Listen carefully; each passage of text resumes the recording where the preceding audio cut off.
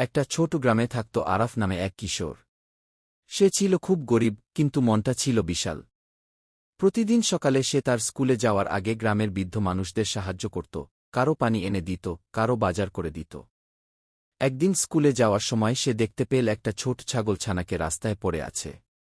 ছানাটা আহত ছিল। আরাফ দেরি করে হলেও তাকে নিয়ে গ্রামের এক বৃদ্ধ হাকিমের কাছে নিয়ে গেল। এই দেরির জন্য স্কুলে শিক্ষকের বকা খেতে হল, বন্ধুরাও হাসাহাসি করল। কিন্তু আরাফ চুপচাপ থাকল। কারণ সে জানত সে যা করেছে সেটা সঠিক। কয়েকদিন পর সেই গ্রামের হাটে এক ধনী লোক আসলেন। তিনি বললেন, আমার একটি ছাগল ছানা হারিয়ে গিয়েছিল। কে ওকে বাঁচিয়েছে? যখন তিনি আরাফের কথা শুনলেন তখন ছাগল ছানাটিকে চিনে ফেললেন। তিনি আরাফকে পুরস্কার দিলেন, পড়াশোনার সব খরচ বহন করলেন, আর বললেন, তোমার একটা ছোট কাজ তোমার বড় ভবিষ্যতের দরজা খুলে দিল।